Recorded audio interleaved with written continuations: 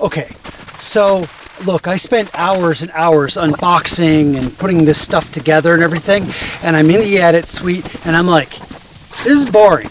Everyone knows how to open a box. Everyone knows what things look like when they come out of a box.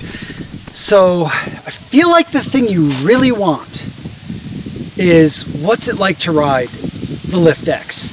So if it's cool with you guys, I'm just going to skip forward to the part of the show that's all about what it's like to ride the LiftX. And so we're going to do that now. Look, the footage is shot, so like it's there. If you really, really want it, you write me and I'll release it. Or, you know what, I'm also giving all the footage to Lift, so maybe they'll release it. But I just don't think it matters that much. So if it's cool with you, we're going to jump forward to the fun stuff. Let's go ride the LiftX.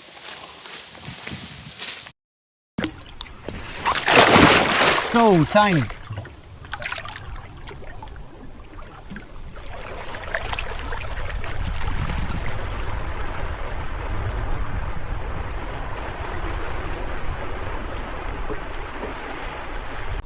All right.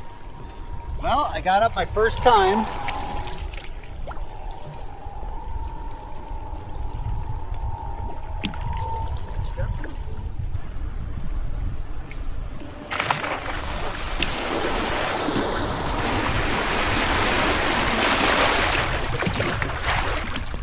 Okay, so I'll take you guys with me. Got a camera rolling up, it's blinking. Let's go. So far I haven't fallen on it. Let's see if we can continue that.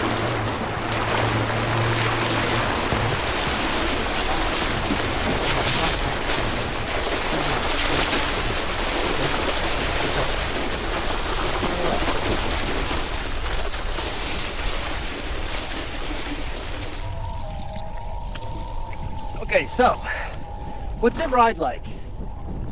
It's got less juice, got less power for sure. It's quiet, nimble.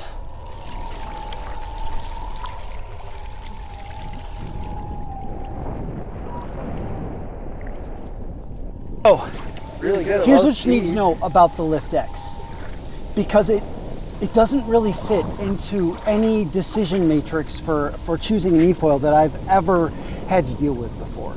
It's a completely different kind of ride. Now look, it's been advertised as great for wake surfing, and I want my sunglasses on because it's really bright. So yes, I know, it has been advertised primarily as a board meant for surfing in ocean waves and waves. Like, that's what it's been advertised for. I get that. Is it good if you're not in those conditions? Yes, it is very good as a plain old eFoil. But some of the things that optimize it for riding in waves may be something that some riders may find not ideal for them. And that would be like heavier riders. It does have a smaller motor.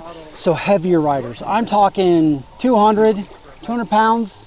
That's gonna be, I imagine, pushing what this board can handle in terms of getting you up and riding you without a wave to help push you along. So yeah, like, you know, maybe even if you want to go fast and you're 190 or something, you'd be better off probably with the Lift 5 Sport or Pro.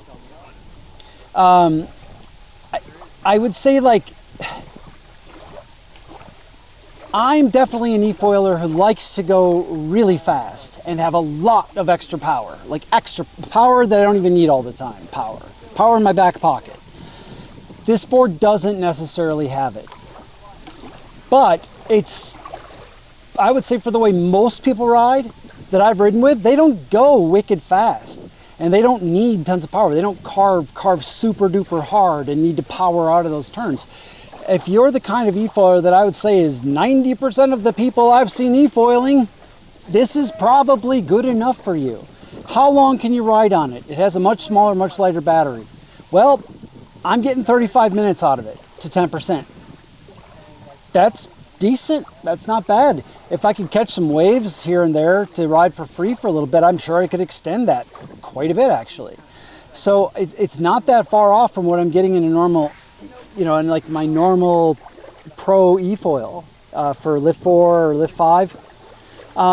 In fact, I can actually burn a battery faster than 35 minutes. If I take a really fast wing and I go racing and I'm pushing, going really fast, oh, I can burn up a battery faster than that for sure, yeah. So I would say its battery is fine for the kind of surfing it was designed to do. If you're on a lake and you don't have waves to ride, can you still enjoy it? Yes, I would say absolutely. It's a plenty good, little bit lower powered eFoil, which is plenty good for most people.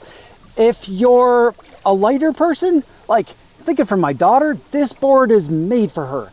She could super easily carry all of its components, the mast, the battery, the board itself, a couple of extra wings. She could absolutely carry all that stuff in one trip down to the dock.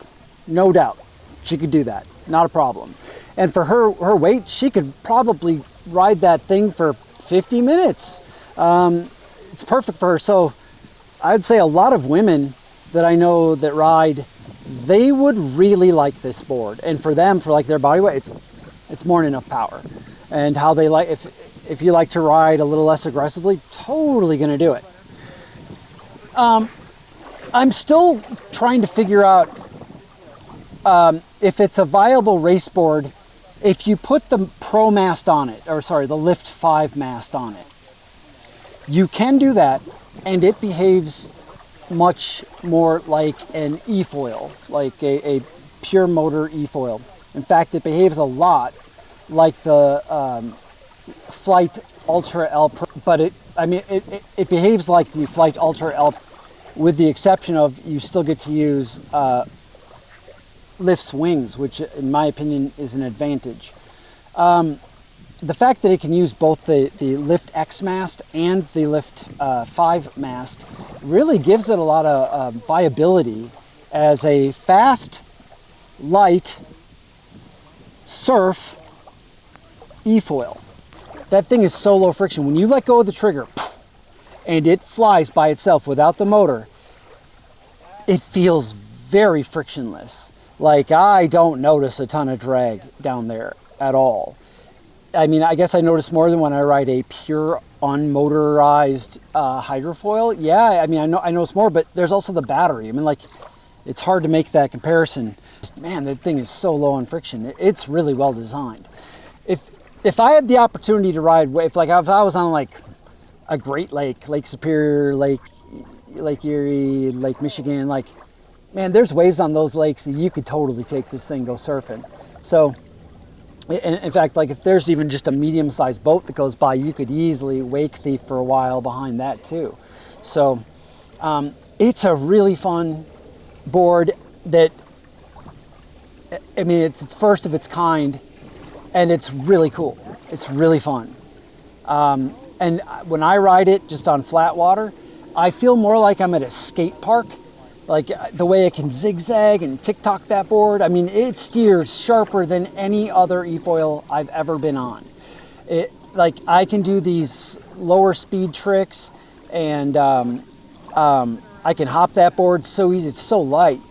It's very, very light. Like that part of it is almost weird to get used to. You can, the way that the mast is mounted closer to the middle, closer forward, further forward, you can actually pump the foil to some degree.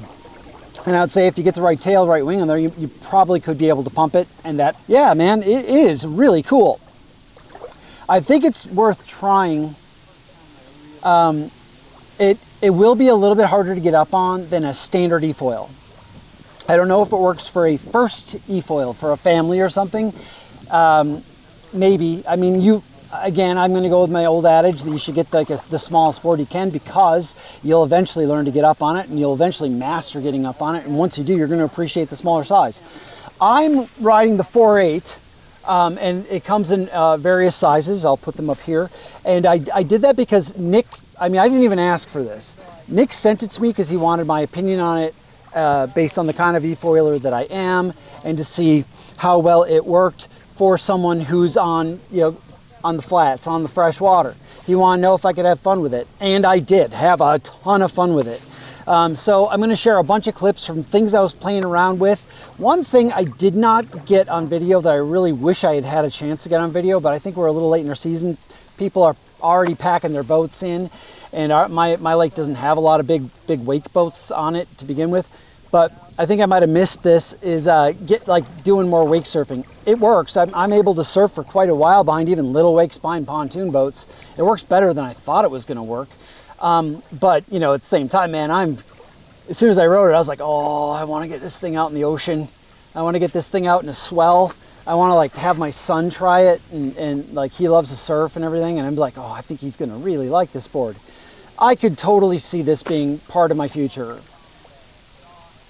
Me buying 2 of those for my son and I, or maybe him buying one for him, and then me using just like the Lift 5 Pro. But if I see him having fun on it and waves, gonna have to get one. Like, absolutely, yeah. No, this would be one of those investments that I wouldn't use probably every day where I live, but I could see myself having one, you know, as a thing that he and I would do together, right? You know, I just think that for me as a daily, my primary ride, what I call my primary ride, that for me is going to be a really, really fast board with a lot of power, because I just love carving so much. And the board does carve well, but no, not as power. I'm not going to get the same kind of G's on the LiftX that I can with the Lift 5 Pro. You know, no, it wasn't made for that. But yeah, no, it was really good. I feel like for a lot of you that ride the way you described that you ride and stuff, I think it's a great board for you. And the lighter weight, it's gonna, just everything about it's gonna be easier. You know, lug it around, and you can get a pretty small one. It's easy. It's just easy to deal with. You know, lighter weight. So, yeah, absolutely. I think Lift should advertise it for some other uses, because I think that it's viable in other uses than what they've shown. All right, I'm gonna go ride.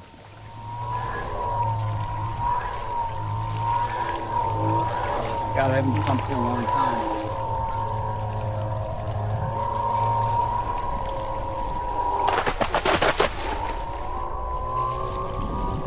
I want to get going really fast to see how long I can ride it out with a folding prop.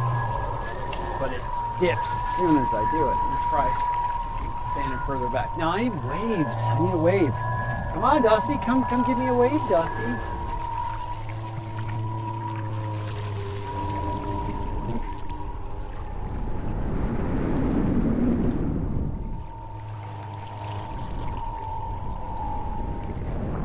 Looking at me, his hands are, he's probably already had a bourbon. He probably can't drive me.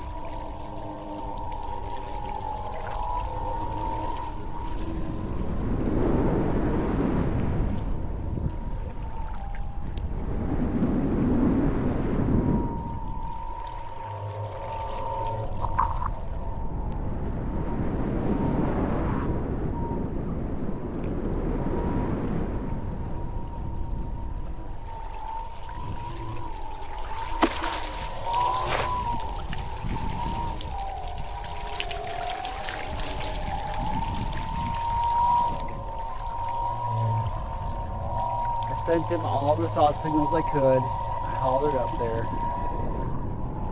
And I did see him lean forward a little bit.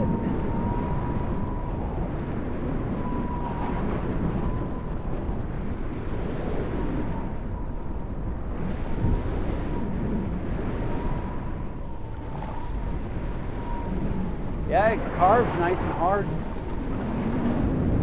There's a lot of people that are going to like this board. A lot of people are going to like that it's lighter. I'm at 49%, and I've been riding for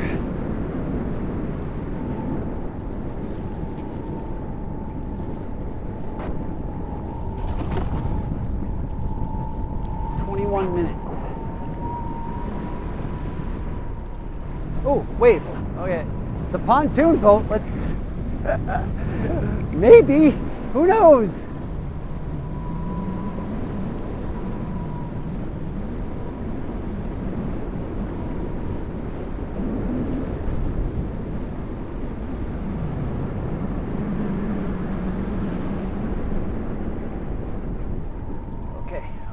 Let's do this.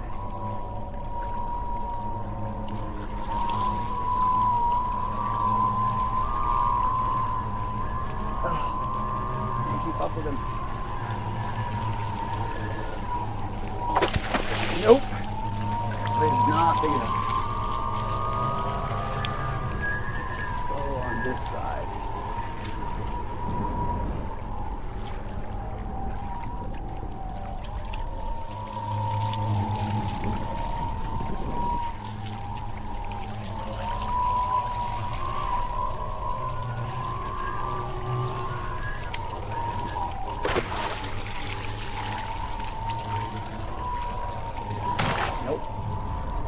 Wave doesn't have enough ferocity to it.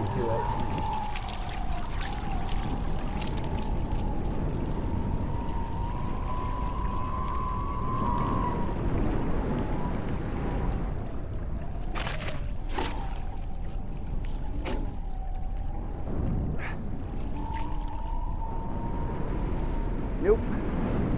Nope, that's not going to cut it. Need a much bigger wave. Or a different wing, maybe?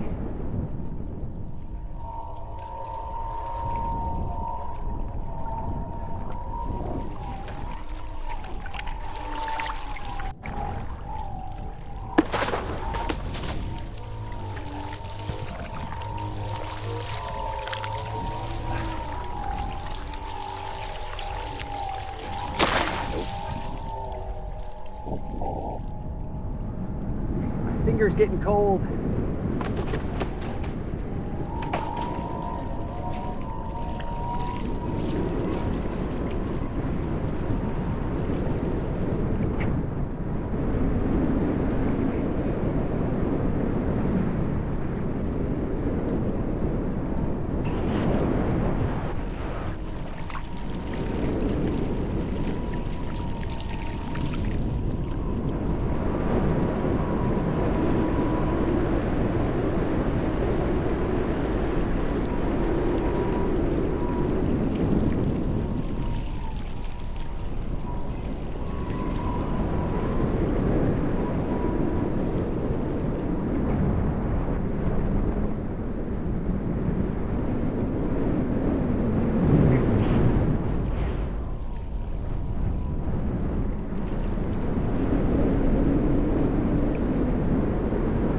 I got 38%. Should we just try to run it through the course, see what kind of time we can get?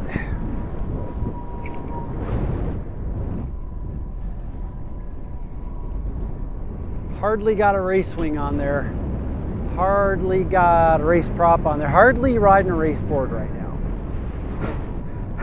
Everything about this says you aren't going to win races on this board.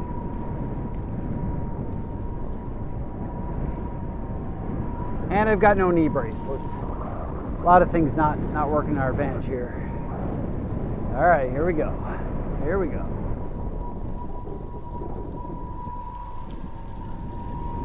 All right, and start the clock.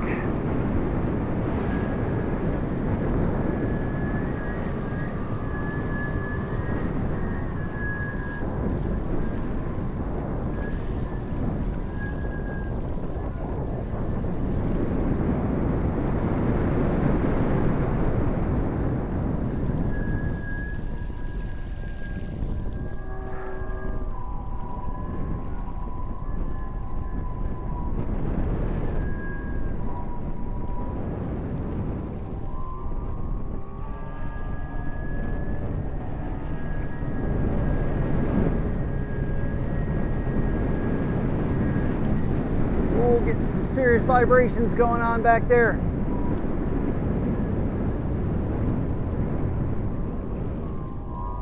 And finished. Very curious what that time will be. It's like, it wasn't nearly as slow as I thought I was going to be. I didn't have to slow down nearly as much for anything. I didn't really have to slow down at all. Just, I could tell that in the straightaways, was not going to get the best times. This Havoc is very grippy. It's kind of a fast response, but it stays in its track pretty well.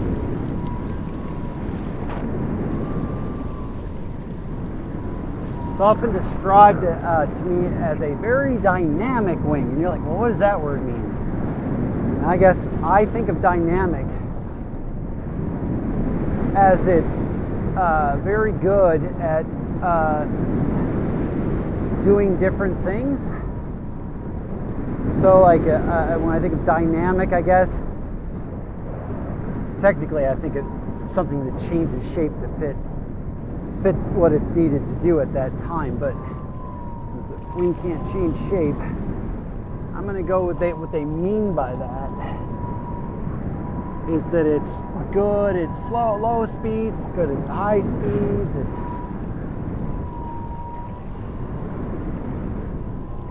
and like, yeah, this curve's really nice at really low speeds, like really sharp like this. It's a nice tight circle, right? Recovers well on a breach.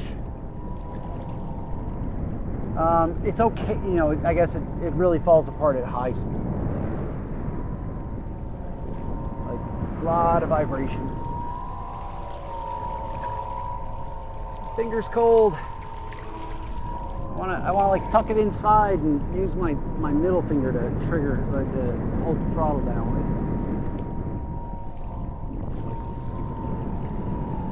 I wonder if anyone's ever tried that, like a dual finger trigger.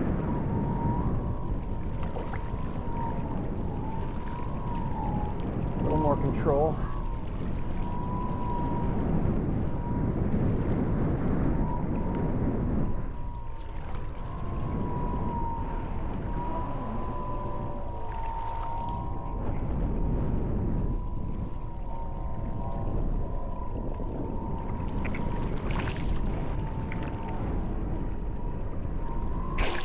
Oh, I dunked you guys, sorry.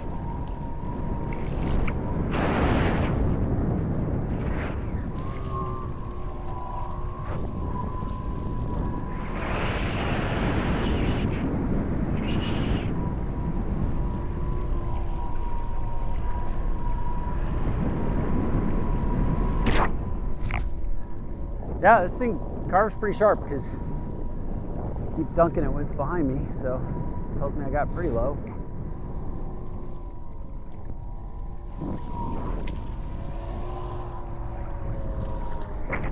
I would guess that I'm breaching a bit with some of these because this wing's so wide.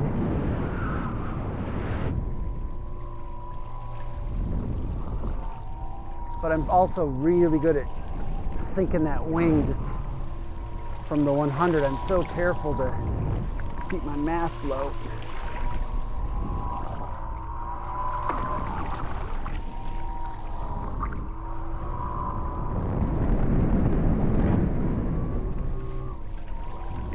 Yeah, I mean, this thing turns on a dime. It's really light. It's I mean, so like, let's compare it to the Ultra L2 for a sec, the Flite Ultra L2. It's lighter than everything else. It's narrower than everything else I've ridden.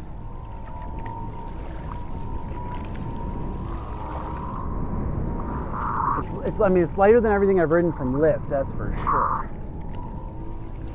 I don't think it's as light as the Ultra L2, certainly not with a nano battery in it. But anyway, let's compare it to that. This is 100 times smoother performer than the Ultra L2. It is still a very smooth, not a twitchy. It's got good response. It's not as probably responsive as the Ultra L2, but here, I'm gonna go from an inch off the water. I'm gonna give it a hop. Right, and I'm gonna get some balls behind me so you can see, and hop. It's pretty fast.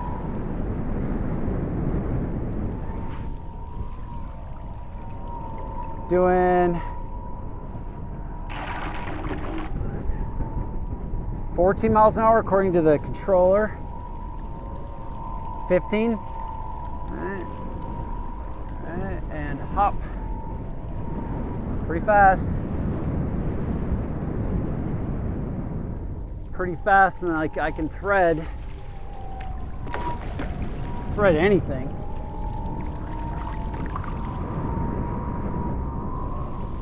It's not as powerful as the Ultra L2. You know, it's definitely got a smaller motor going on, I think. Then again, I don't know, it's hard to tell. I shouldn't answer that. Like, this prop is not made for torque. It is made to fold when you can ride unpowered, you know?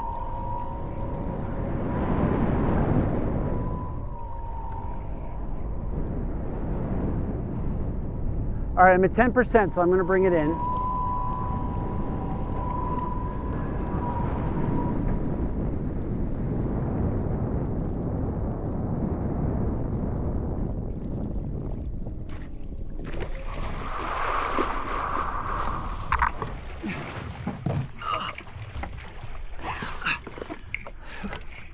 Oh, I'm so sore. Too much eFoiling, if there is such a thing.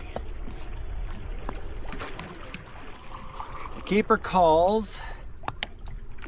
Very slow, very too well.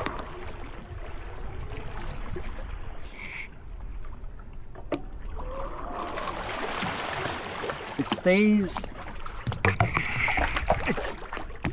Oh, it stays going because the thing's folded. I was like, usually I can bury the nose. Oh, perfect. Well, keeper call is great. You just need a whole different technique for it, that's all.